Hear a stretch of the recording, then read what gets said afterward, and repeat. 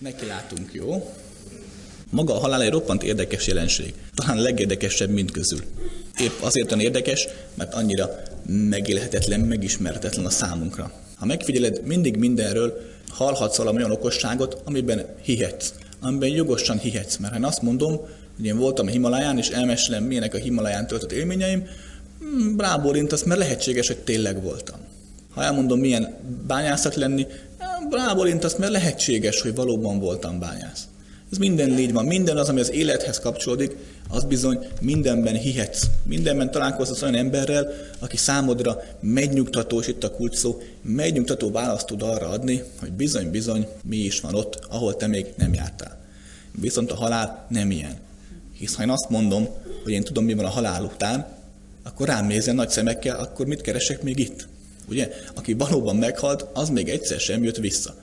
Az még nem mondta el, mi van a halál után, soha, de egy se jött vissza még, aki valóban meghalt.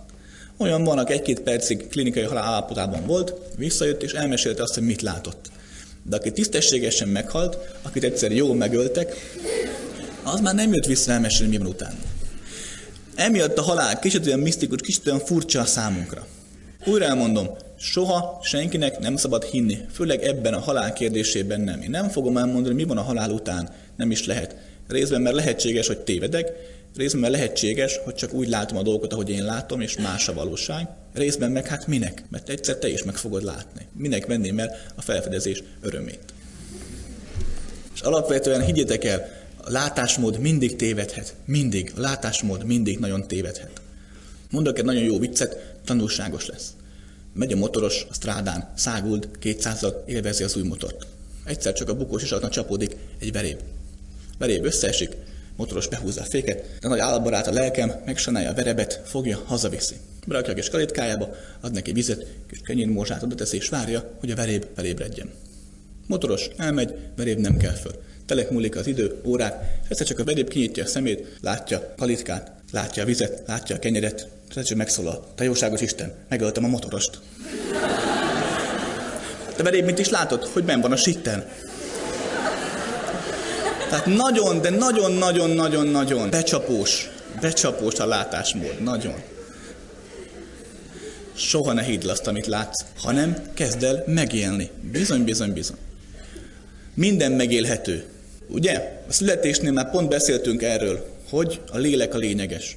Hogy találd meg azt, ha van lelked, találd meg a lelkedet, mert ha van lelked, akkor az a testen túl bizony létezik.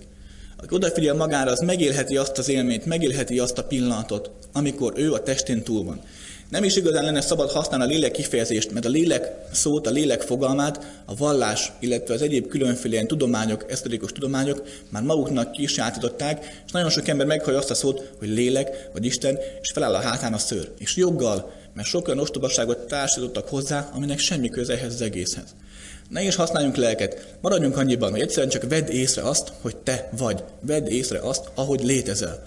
Ha sokat odafigyelsz magadra, meg fogod élni majd azt, hogy te tudsz hatni mindarra, ami a testeden túl is van.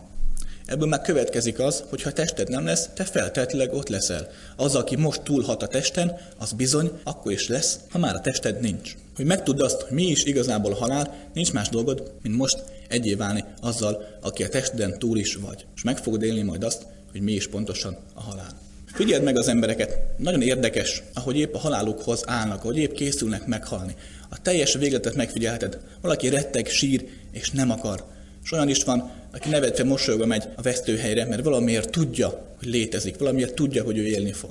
Valaki közönössé válik, valaki megtagad mindent, amiben addig hitt, valaki épp akkor kezd el hinni. Tehát nagyon-nagyon sok különféle hatás van az emberekben akkor, amikor tudják, hogy meg fognak halni. És itt az a lényeges, hogy igazából mindig mindenki megváltozik akkor, mikor tudja, hogy a halála elkezd jönni. Mikor tudja, hogy bizony-bizony most hamarosan meg fog halni.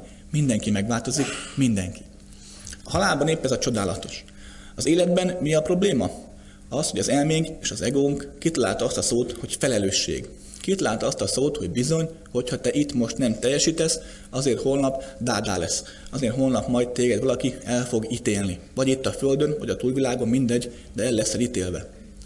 Kitalálták ugye azt, a papság és a politikusok, hogy bizony-bizony, ha te itt most nem élsz úgy, ahogy én akarom, akkor te rossz ember vagy.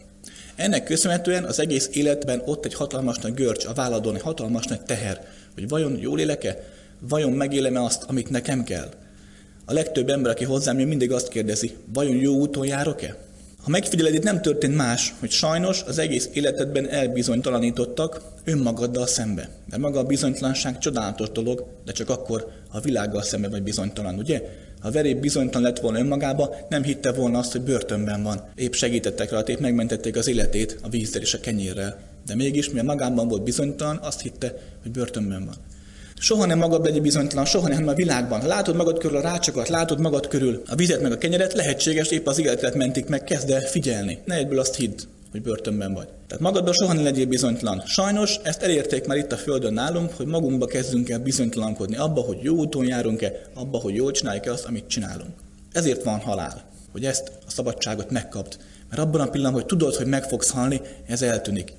Mikor már tudod, hogy itt a vége, tudod, hogy már senki nem árthat neked, tudod, hogy már semmi nem számít, már nem kell nagyobb autóra, nagyobb házra gyűjteni a pénzt, már nem kell törődnöd senkivel és semmivel, hiszen meg fogsz halni 1 perc múlva, a szabadság megjelenik, a gátak leomlanak, és elképesztő erővel tör föl az, aki te vagy. A halál ezért egy csodálatos találmány, mert mindazt eltünteti, ami nem lényeges, és csak a lényegeset, csak a valódit, csak téged hoz előtérbe.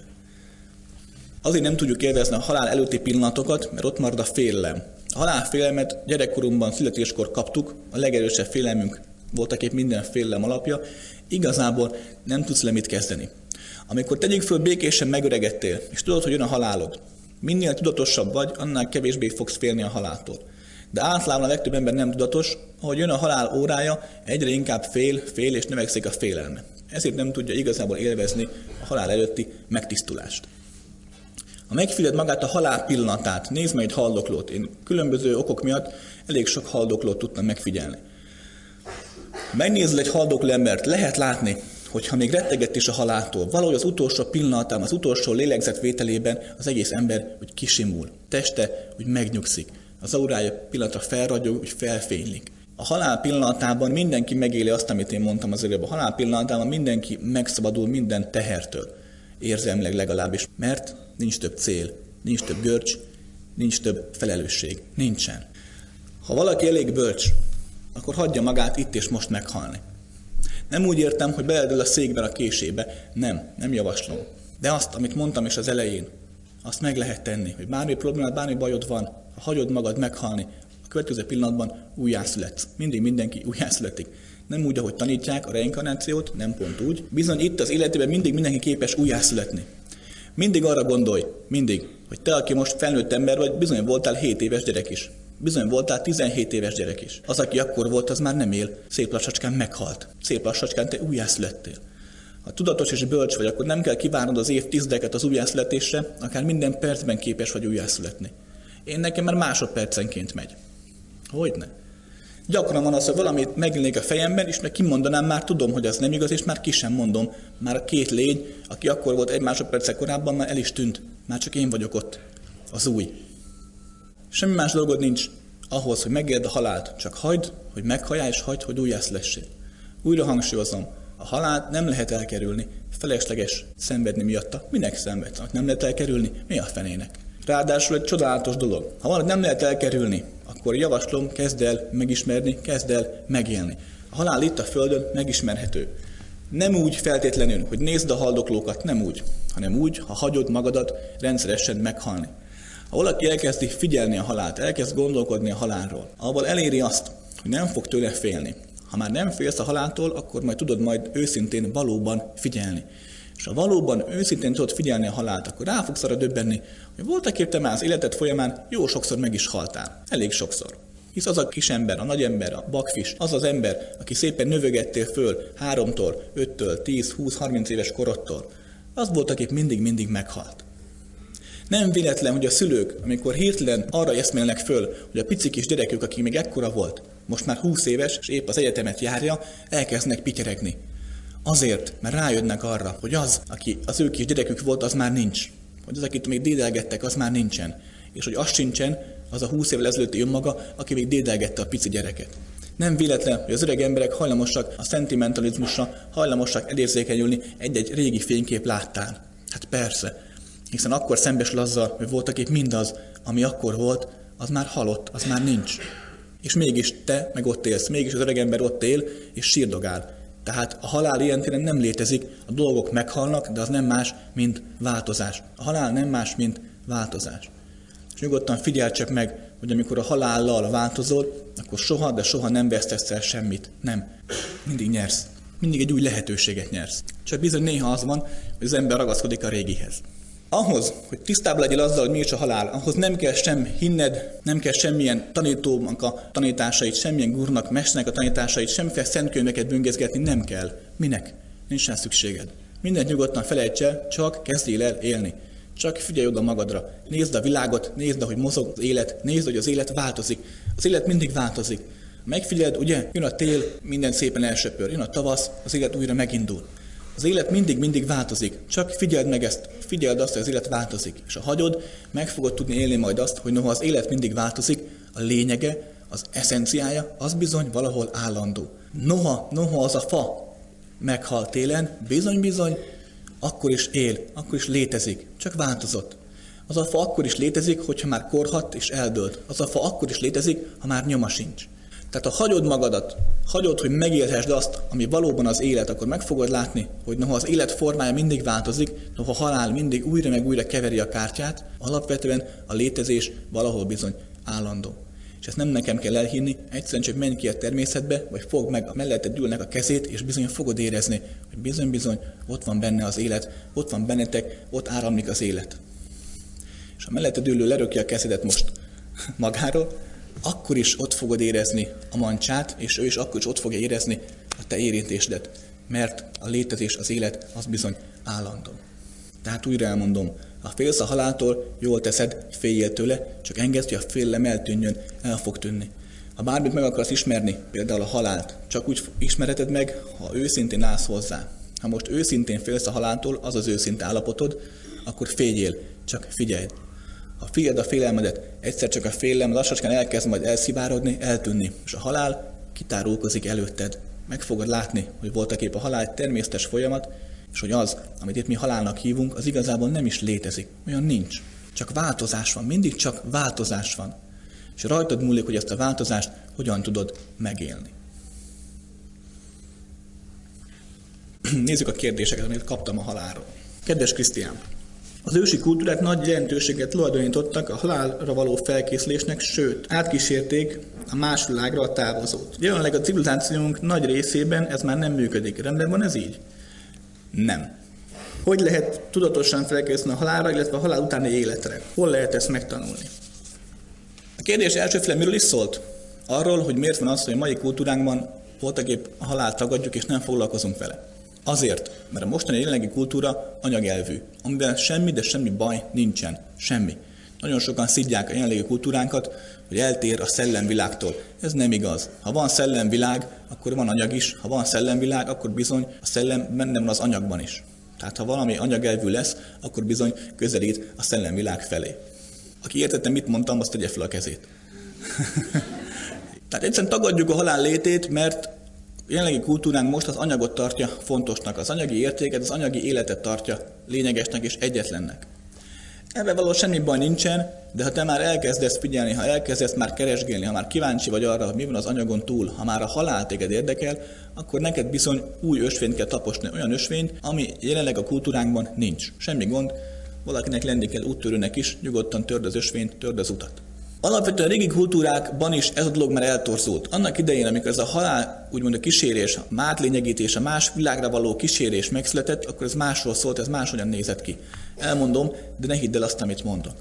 Jó sok ezer évvel ezelőtt, még akkor tájt, amikor még a Himalája helyén csak nagy völgyek és sírsávok voltak. Akkoriban voltak itt olyan tudatok, akkoriban volt itt egy olyan fajta szellemiség, akik képesek voltak arra, akik jobban látták azt a világot, ahová a haldokló vagy a meghalt elment, mint ezt a fizikai világot.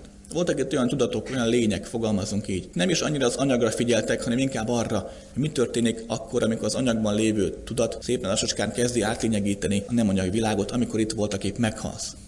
Ők azért kísérhették el a haldoklót, ők azért tudták elkísérni a haldoklót, mert voltak épp nem is itt voltak az anyagban. Ők nem beszéltek a haldoklóhoz, hanem együtt rezegtek vele, együtt haladtak vele.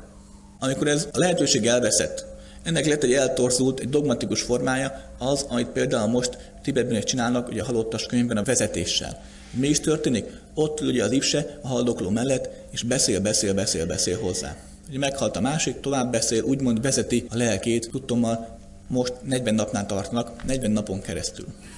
Annak idején 40 000 másodperc volt. Itt a Földön annyit láttak az emberek, hogy és már a másik boldogan meg is halt. Közben a két tudat nagyon-nagyon sokáig játszogatott egymással. Tehát maga a folyamat ilyentén eltorzult, maga a folyamat már nem azt adja, amit régen adhatott. Igazából ma már mindazokkal a lehetőségekkel, amik itt a kezünkben vannak, nem igazán tudsz vezetni a halálban egy másik embert, nem tudsz. De nem is baj. Mert igazából nem az számít, hogy a haldokló valamikor már meghalt, utána mi történt. Hogy mi történt vele, miután már meghalt. Ott már igazából nem tudsz tenni érte semmit. Te itt a Földön nem. Avval sokkal többet tudsz neki segíteni, hogy amikor haldoklik, akkor ott vagy vele. És úgy fogod a kezét, hogy hagyod őt egyedül lenni. És ez a kulcs, újra elmondom. Úgy fogod a kezét, hogy hagyod őt egyedül lenni. Elmondom, hogy miért. A legtöbb ember nem tud egyedül mit kezdeni magával. Fél. Nem tudja egyedül megélni a létezést. Főleg egy ilyen dolgot nem, ami új, ugye, a halált, ami vadonatúj a számára.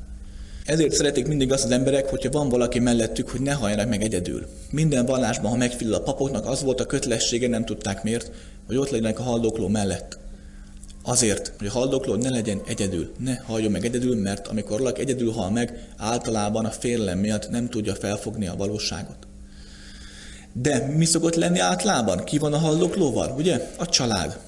Unokák, apa, fiú, a lány ott fogja a haldokló mancsát. És mi is szokott lenni még ilyenkor? Hát olvassák a fejére a bűneit. Ugye mondják neki, apám, ezt érdemled, látod? Mert egész életedben részegen vertél. Most ezt kapod, itt vagy 3 nap és szenvedsz. Ugye, gyakran látni ilyet. Ott van a szegény haldokló, nincs egyedül, de inkább egyedül lenne.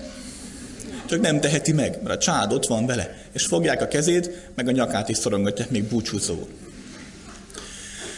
És ha a helyzet nem is ennyire drasztikus, akkor is az szokott lenni, hogy ott van a haldokló, és mivel szembesül? Hogy ott van körülötte mondjuk a fia, a lánya, az unokák, a gyerekek, a felesége, a férje. Ott vannak mindazok, akikkel az egész életében ő együtt élt. És bizony a haldokló kezdi elveszteni a gátlásait, kezdi elveszteni a korlátait, és bizony elkezdi megélni azt, hogy ő mit is tett, hogy ő bizony gyakran ártott nekik, gyakran bántotta a szeretteit. És hiába ott a jó szándék a családban, ha te a haldokló azt látod, azt fogod föl belőlük, hogy noha most ők tényleg szomorúak miattad, az elvesztésed miatt, bizony, és sok fájdalmat okoztál nekik, és ebből a fájdalommal fogsz majd tovább lépni. Tehát hangsúlyozom, az alapvető halálkísérésnek, amikor ott vagy és 40 napig zsolommázol mellette, igazából nincs értelme. Megteheted, ha téged megnyugtat, csináld. De annak hatalmas értelme van, az nagyon nagy segítség, hogyha fogod a haldokló mancsát, ha ott vagy vele, de mégis hagyod egyedül lenni. Mégis hagyod, hogy ő egyedül megismerhesse, megláthassa azt, ami történik. Mert ha megnézed igazából itt a földi életünkben, egyetlen egy dolog csak a tiéd, ez pedig a halálod. Ma már semmi más. Ma már egy perc nyugalmad nincsen. Mert ott a mobiltelefonod, valaki mindig hozzád szól, a világ mindig bejön a fejedbe, hangokkal, képekkel, mindig ott van. Mindig. És ez csak rosszabb lesz. Mindig elmondom ilyenkor például, mert roppant tanulságos, és benne van az egész világunk. Japánban a legnépszerűbbek most az internetes WC-k. Jön az internetszolgáltató cég, és beszél neked az internetet a plazma tévéddel a WC-be. És megindokolták okosan, hogy miért. Megmondták, hogy azért szerelik be a WC-kbe Japánba az internetet, mert a WC az egyetlen hely Japánban, ahol valaki egyedül lehet. Japánban hatalmas a pörgés, hatalmas a hajtás. Szegény kis kulis, mikor elfárad, bezárja a WC ajtót, és végre élvezi, hogy senki nem piszkálja. És akkor az internet beszól a fejébe, és hallja a reklámokat újra. Tehát még ezt is elveszik tőled, hogy a WC-n egyedül lehess. Most már sehol nem lehetsz egyedül, sehol nem élheted meg saját magadat őszintén és tisztán, egyedül a halálban. De mivel épp, hogy akkor fogod először átélni ezt az élményt, hogy végre te vagy és senki más, feltétlenül félelemmel fog eltölteni. Ezért jó, ha valaki ott van és fogja a kezed. Alapvetően, hogy egy haldoklótól kérdezted, hol lehet megtanulni azt, hogy egy haldoklótnak segíts, vagy hogy önmagad megtapasztalod a halált, nem lehet megtanulni sehol. Hogy tanulnád meg? Nem tanulhatod meg. De ha odafigyelsz magadra, akkor meg fogod élni a halál valóságát, akkor meg fogod élni azt, ahogy sokszor másodpercre te meghalsz, és akkor a halál számodra tiszta lesz. Aki megtanul jelenben lenni, aki megtanul tudatos lenni, tudatos lesz akkor is, amikor valaki körülötte haldoklik. Azt te megéled, tudatosan megéled azt a folyamatot, hogy a haldokló haldoklik, meg fogod látni, hogy igazából nem történik más, mint hogy valaki valóban megszületik, valami elmúlik, és valami új létrejön. Az a bajunk itt a Földön, hogy csak azt látjuk, ami elmúlik. Azt látjuk, hogy a test, ami mozgott, az már nem mozog többet. De azt nem látjuk, hogy az új megszületik belőle. Ha hagyod magadat, meg fogod látni azt is. Csak hagyjad, csak engedd be a valóságot beáramolni a szívedbe és a lelkedbe. Következő kérdés. Hogyan lehet megkönnyíteni a magunk számára valaki elvesztésnek az érzelmi feldolgozását? Hát sehogy. Hogy tehetnéd könnyebbé? Nem tudod könnyebbé tenni. Elfolytani azt el tudod, de attól nem lesz könnyebb, csak hosszabb és szenvedősebb. Ha valakit meghalt, akit szerettél, hát persze, hogy fáj, így természetes, fájjon csak. Hagyjad, hogy fájjon, úgysem tehetsz mást. Fájjon, szenvedj, küszködj. Csak éld meg a fájdalmat. Ne engedd, hogy a fájdalom rángasson. Nézd meg, legtöbb gyászló igazából nem gyászol, csak hagyják, hogy a fájdalmuk őket rángassa. Keleten, az arab kultúrában van egy olyan szokás, hogy a haldoklót észtekül kell siratni. Ott az a szokás, hogy annál nagyobb ember ott valaki, minél inkább vadabbul siratják a rokonok. Épp ezért általában azt csinálják, hogy az idősebb rokonok pénzt osztogatnak a többieknek, meg bérelnek úgymond ilyen bérsiratókat, hogy minél hangosabban jaj veszélykednek az utcán, hogy meghalt szeretett vezérünk, vagy meghalt szeretett családfőnk. Azok meg vinnyognak ész nélkül, ez a dolgok. Tehát igazából itt már a dolog eltorzódik, itt már a fájdalom eltorzódik, itt már nem valódi. Figyelj csak meg, hogy az igazán mély gyászban általában az emberek nem örjöngenek. Annyira lesújtja őket a gyász, hogy leáll az életük, leáll az életfunkciójuk. Nem véletlen, hogy aki valóban megéli az érzéseket, például egy kutya, akinek nincs egója és nincs elméje, nincsenek gátjai. Az, hogyha meghal a gazdája, bizony általában néhány hét utána hal. Egyszerűen annyira vele élt, annyira egyek voltak, hogy nem eszik, nem iszik, szép lassacskán elsorvad, szép lassacskán meghal. Tehát általában, aki valóban gyászol, aki valóban fájdalmat érez, az ritkán őrjönk, nagyon ritkán. Van rá példa persze, hisz mind mások vagyunk, de nagy többség, amikor őrjönk, akkor nem igazából a fájdalmat éli meg, őt csak a fájdalom rángatja, őt csak a fájdalom irányítja. Ha valakit meghalt, akit nagyon szerettél, hagyd, hogy fájjon. Hagyd, hogy valóban mélyen fájjon. Mélyen is fog fájni. Azt fogod majd megélni, hogy vége a világnak, azt fogod majd megélni, hogy bizony nincs értelme az életednek. Hagyd, hogy ez ott legyen. Ülj a fotel mélyén, borozgassál, dohányozzál, amit akarsz, nézz a tévét, bámuld az esőt, és hagyd, hogy bizony az legyen, aminek lennie kell, hagyd, hogy a fájdalom ott legyen. És a fájdalom olyan mély lesz már, hogy már ki sem fogod tudni mondani, hogy Úristen, mennyire fáj ez nekem, egyszer csak azt fogod megélni, hogy bizony rettentően fáj, de ott ülsz a fotelban békésen. Bizony ott van a hatalmas fájdalom benned, de mégis te ott vagy a fotelban békésen. Azt fogod majd megélni, hogy itt van a halál, de szenvedek tőle. De hát ha szenvedek a halált, és ki tudom mondani, akkor ki is szenved? Azt fogod majd megélni, hogy ha a szenvedés, a fájdalom ott van, neked mégsem fáj, és te mégsem szenvedsz. És abban a pillanatban megszabadultál tőle. Más út nincs. Ha birkózni, gyűrközni akarsz, nem fog menni. Nagyon sok embernél láttam én azt, hogy meghalt a papa, a mama, és azt mondta, hogy na most nem érek rá gyászolni, mert dolgom van. És elfojtotta magába az érzelmeket. És bizony évek teltek el, amíg mérgezte sok elfojtást, mire egyszer elmerte magát sírni, mire egyszer kimerte magából adni. Hangsúlyozom, ha valakit meghalt, aki neked szenvedéssel jár, fájdalom, hogy ő elment, ne folytsd vissza magad, minek tennéd? És akkor se folytsd vissza magad, hogyha a reakciói teljesen mások, mint amit elvárnak tőled. Ha neked a papád meghalt, akit nagyon-nagyon szerettél, ha meghalt a feleséged, aki az életed értelme volt, úgy érzed, és miután meghalt, neked röhögni van kedved, akkor röhögjél. Ha miután valaki meghalt, és neked ahhoz van kedved, hogy egy hétig csak buliz, és táncolj, és örjöng, akkor menjél bulizni, és táncolni, és örjöngeni. Ne törődj azzal, hogy ki mit mond. Ahogy az életetek a tiétek volt, a feleségeddel, a férjeddel, az életetek a tiétek volt, a halálotok is a tiétek. Nehogy már valaki más mondja meg neked, hogy te hogyan gyászolj. Ugyan már. Tehát bárki, aki szenved attól, hogy meghalt valaki, bárki, aki szenved attól, hogy bizony fájdalmat él át a másik elvesztése miatt, az élj át nyugodtan, élj át teljesen, és úgy, ahogy neki jól esik. Éld meg azt, ami ott abban a pillanatban van, és akkor megszabadulsz tőle. Akkor egyszerűen csak kinövöd, és kész. Nincs más út. De ez nem olyan kellemetlen ám. Nézzük a következő kérdést. Apám, anyám valamikor rossz házasságban élt, és nekem olyan érzésem volt, hogy nem vagyok fontos senkinek. Azóta is szisztematikusan beválasztok, szinte mindig olyan férfit fogok ki, akinek, mint apámnak, egy idő után nem vagyok fontos. Vagy olyan férfi vonzódik hozzám, aki nekem nem bír igazi nagy varázserővel. Mikor növöm már ki a gyerekkori mintát? Vagy hogyan? Nagyon jó kérdés, mivel az emberek 99%-a küszködik ezzel a dologgal. No, figyelj ide! Igazából ilyen dolgokat nem lehet kinőni, nem lehet bennük megváltozni. Ezt csak el akarja hitetni velünk a világ, különféle tanító pszichológusok, hogy majd megváltozol, és majd ezeket kinövöd. Ilyen nincs. Ezt senki nem nőheti ki azért, mert egyszerűen a lényed ebből épült föl. Az a lény, akit most önmagadnak hiszel, az ember ebből a mintából épült föl. Hogy csináld meg azt, hogy van egy ház, aminek van egy alapja, ami rossz betonból épült föl? Hogy cseréled ki a rossz betont? Hát sehogy. A ház egyszer össze fog omlani. Nos, neked a következőt lehet ezzel a problémával tenni. Omolj össze. Bizony. Bizony. Nem. Ha szoktál, akkor még nem omlottál össze. Akkor csak dőlöngél a ház, de te kapaszkodsz bele. Azt lehet, többször lehet dölöngélni. Összeomlani, egyszer lehet, tisztességesen, akkor az ember padlóra kerül, és kész.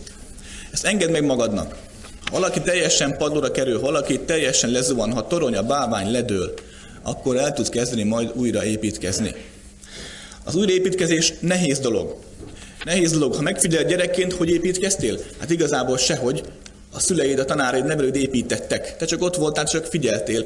Ha a gyereket nem nevelnek, ha a gyerek csak ott van a puszta közepén, nem lesz belőle ember, olyan lesz, mint egy gomba, vagy mint egy vadállat, igazából nem tud kifejlődni. Tehát a gyereket építeni kell, a semmiből valahogy fel kell épülni. Most neked annyiból lesz nehezebb a dolgod, hogyha most összeomlasz, akkor csak egyedül tudod magadat felépíteni, nem máshogy. De meg lehet tenni. Javaslom a következőt. Egyszerűen engedj el mindent. Mindent. Nem könnyű.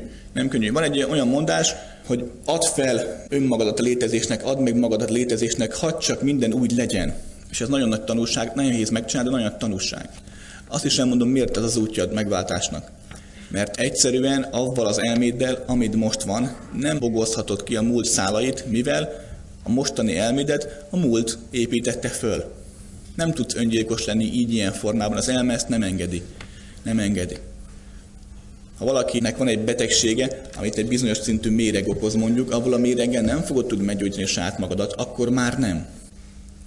Tehát csak egy megoldás van, hogyha fogod és elfelejted az egészet, ha hagyod magad újjászületni. Itt most, ebben a testben. Nem nehéz. Nem nehéz megcsinálni. És ez nem függ semmiféle hittől. Nem kell hinni sem reinkarnációban, sem Istenben, senkiben. Egyszerűen csak engedd meg magadnak azt, ugye ősi mondás, hogy a hernyóból pillangóba változzál. Ha hagyod, akkor a múltadat, mint a kígyó a szikkadt bőrt, le tudod vetni. Más megoldás nincs. Ez ilyen problémák olyan mélyen gyökereznek az emberbe, hát ebből épültél fel, írtad is, hogy ezt láttad, amikor gyerekként felnőttél.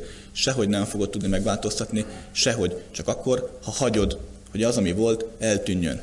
Mert mondok valamit, igazából a múlt nincsen múlt. Miért mondom ezt? Tegyük föl, itt vagyunk most 300-an. Elmegyünk majd holnap egy foci meccsre. Ha egy hét múlva megbeszéljük, mi volt a foci meccsen, 300 ember teljesen más élményről fog beszélni. Akkor hogy van múlt? Hát sehogy. Csak az a múlt, ami itt van a fejedben. Most ami benn van a fejedben múlt, a foci meccsnek az élménye, vagy a papád, mamáddal kapcsolatos élmények, azt nem tudod megváltoztatni, nem lehet. Mert a fejedben van a fejeddel, hogy akarod megváltoztatni? Nem fogod tudni. Arra képes most a pszichológia, a modern tudomány, illetve arra képesek a régi tudósok, a régi mesterek, guruk, hogy a benned lévő problémát valamilyen szinten feloldják. Fogadd el úgy, mintha benned lévő probléma apád, anyáddal a problémák lenne a fadarab, és azt mondja a mester, a guru, vagy a pszichológus, hogy jó van fiam, látom a gondodat, meg tudom tenni azt, hogy alágyújtok, meg tudom tenni azt, hogy a fadarab, a probléma elég és füsté válik. Ezt meg tudja tenni, de ott marad mindig a hamu, ott marad a salak. És ha sok ilyen fadarabodat, sok ilyen problémádat elégetik, egyszer csak eltömődsz a maradék hamutól. Érted? Ez nem megoldás, ideig megoldás, csak utána már szenvedni fogsz, és meg fogsz halni attól a sok-sok maradék salaktól, hamutól, amit a problémák feloldódása közben kaptál. De, hangsúlyozom, ha hagyod magad újjászületni, ha hagyod, hogy a múlt élje a saját életét nélküled, akkor egyszer csak azt fogod majd észrevenni, hogy már szabad ember vagy. Nem könnyű elengedni különben mindent, nem könnyű, mert az ember a személyiségének a múltjából táplálkozik. Tehát a te személyiséged mindig a múlthoz viszonyít, mindig azt mondja, hogy én már ilyen vagyok.